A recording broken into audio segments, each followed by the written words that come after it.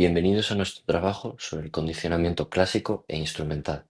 Somos Gustavo Toledo, Enrique Arduini, César Castellano y Alfonso Navas.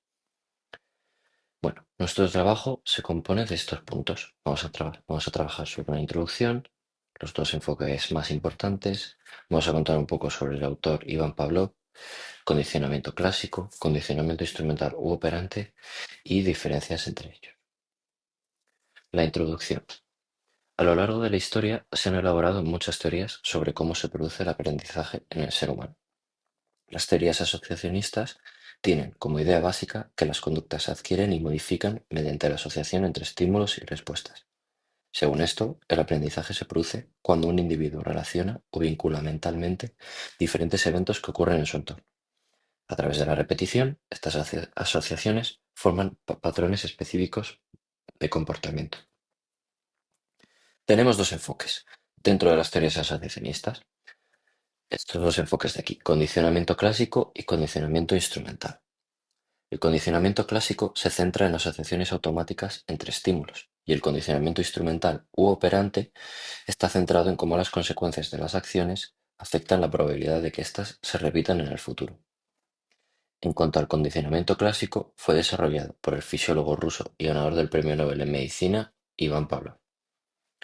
Iván Pavlov fue ganador, como ya he dicho antes, del Premio Nobel de Medicina y llegó a esta teoría mientras estudiaba la fisiología digestiva en perros. Observó que los perros salivaban no solo ante la presencia del alimento, sino también ante señales previas, como la aparición del experimentador, los sonidos o luces que anticipaban la comida. Esto le llevó a comprender que un estímulo inicialmente neutro, como puede ser la luz, podía desencadenar una respuesta automática tras haberse relacionado con otro estímulo, por ejemplo, que puede ser la comida, que originalmente era el que provocaba la salivación. Gracias a esto, Pavlov abrió camino a nuevos enfoques en psicología y educación, impactando en campos más allá de la fisiología. El condicionalismo clásico de Pavlov es un proceso de aprendizaje fundamental basado en la ley de la continuidad. Y eso significa que dos acontecimientos que ocurren juntos son asociados uno con el otro, después de varios acontecimientos repetidos. Si esa teoría fuera escrita como una fórmula matemática, sería En más EI igual a RI. Eso significa que En es el estímulo neutro que se da en alguna situación determinada, mientras que el EI es el estímulo incondicional, que lleva una respuesta medible no aprendida, y esa respuesta es la que se llama RI, o respuesta incondicionada.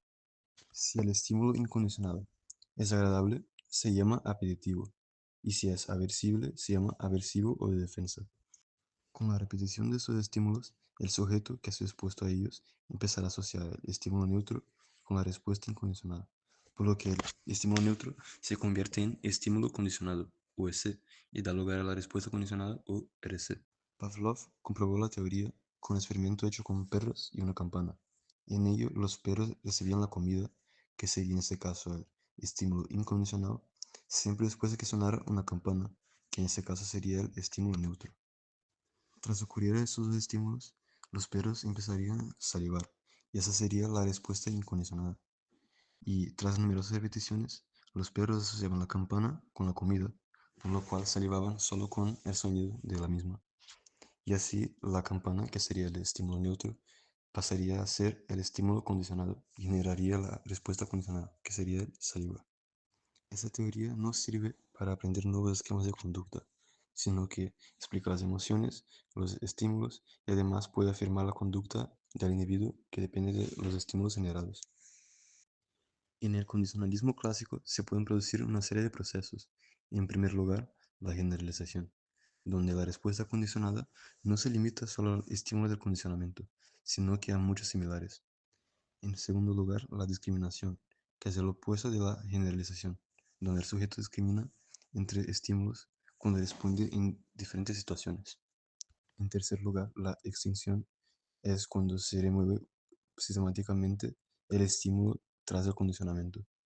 En cuarto lugar, en la reclusión espontánea, la respuesta condicionada se somete a un proceso de extinción masivo, por lo cual deja de presentarse. Y en quinto lugar, el recondicionamiento, que sugiere que una respuesta extinguida se restablece mucho más fácilmente que al ser implantada por primera vez. El condicionamiento instrumental. Aquí el sujeto pasa a ser activo. El pensamiento se basa en la ley del efecto de Tordic en 1898. Este nos explica que a una conducta le siguen consecuencias positivas. La posibilidad de que esta conducta se repita se incrementa.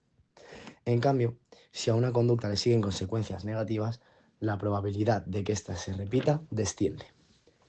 Aquí podemos encontrar 4 estrategias de aprendizaje principalmente. Primero nos fijaremos en los reforzamientos. Aquí trataremos de sentar las bases para incrementar que una conducta se repita, y existen 2. El reforzamiento positivo es la representación de un estímulo positivo, de un refuerzo después de una conducta deseada. Un ejemplo de esto sería, si cada vez que un alumno contribuye o aporta algo en clase y el profesor muestra signos de positividad o aceptación, la probabilidad de que este alumno vuelva a participar en clase aumenta. Luego tenemos el reforzamiento negativo. Aquí tratamos de eliminar la sensación de angustia para pasar a producir una conducta positiva. Este tipo de reforzamiento es lo que mantiene las fobias simples, como podría ser el miedo a los ascensores. El castigo. El castigo es una estrategia para modificar el comportamiento. Aparece la presentación de un estímulo aversivo tras la aparición de la conducta. Se suelen asignar tareas desagradables para evitar la aparición de esta conducta negativa. Un ejemplo de esto básico sería, como por ejemplo, recoger el material tras una sesión de entrenamiento por mal comportamiento, etc. Aquí también podemos encontrarnos la omisión o castigo negativo. Esta estrategia para modificar la conducta consiste en la retirada de estímulos positivos o refuerzos ante la aparición de una conducta. Posterior a esto, es importante que nos fijemos bien en el castigo, ya que el castigo presenta algunos problemas y tenemos que tener algunos factores en cuenta. Los principales problemas que nos puede mostrar el castigo es, por ejemplo, que es posible que solo desaparezca la conducta ante el que suministra el castigo. También puede generar un clima o una situación negativa con el sujeto que suministra los castigos. Por otra parte, también podemos encontrarnos un castigo contraprestado por reforzamiento positivo recibido desde otro frente, como podría ser el castigo en clase que viene a ser respaldado por los compañeros. Y por último, centrar más el miedo en las consecuencias. Como habíamos dicho, también el castigo debe cumplir algunos criterios o factores, como por ejemplo, ser consciente de que la respuesta debe debilitarse. Cuanto más tiempo que pase la acción, peor. Los castigos sistemáticos acaban generando una adaptación al castigo. La constancia del castigo es una importancia mantenerlo o incluso enseñar lo que debe hacerse tras castigar. Y por último, me gustaría hablar de la extinción. Esta es la retirada de la recompensa, lo que conlleva un descenso en fuerza como en posibilidad de que se repita esa conducta. Y aquí influyen 5 efectos. El primero es el esfuerzo de la recompensa. Cuanto más esfuerzo supone, menos resistencia a la extinción. La cantidad del refuerzo. Unas recompensas cuantosas pero consistentes aceleran la extinción. 3. Cantidad de entrenamiento. Aumenta la resistencia a la extinción. Cuanto más entrenamiento, más resistencia a la extinción tras un descenso de realizar esta acción. Demora de esfuerzo. Cuanto más tiempo pasa entre conducta y refuerzo, más tarda en extinguirse. Y por último, nivel de impulso. Mayor motivación, mayor resistencia a la extinción. En el condicionamiento operante, el reforzamiento es clave para aumentar la probabilidad de que una conducta se repita, pero no siempre se refuerza de la misma manera. Existen 2 tipos de programas de reforzamiento, el continuo y el intermitente. En el reforzamiento continuo, cada vez que se realiza la conducta se da un refuerzo. Es muy útil cuando queremos enseñar un nuevo comportamiento, porque el aprendizaje es rápido. Sin embargo, si dejamos de reforzar la conducta, puede desaparecer rápido. En el reforzamiento intermitente, la conducta no se refuerza siempre, sino de vez en cuando. Esto hace que el comportamiento sea más resistente a la extinción. Dentro del reforzamiento intermitente hay 4 tipos principales, que son: la razón fija, se da el refuerzo después de un número exacto de respuestas; razón variable, que el refuerzo llega después de un número imprescindible de respuestas; intervalo fijo, se da el refuerzo después de un tiempo específico si la conducta ocurre; e intervalo variable, el refuerzo ocurre en momentos impredecibles. En resumen, si queremos enseñar algo rápido, usamos el reforzamiento continuo. Pero si queremos que la conducta se mantenga a largo plazo, Los programas intermitentes, especialmente los de razón o intervalo variable, son más efectivos. Ahora, existen 5 variables que influyen en la efectividad del aprendizaje.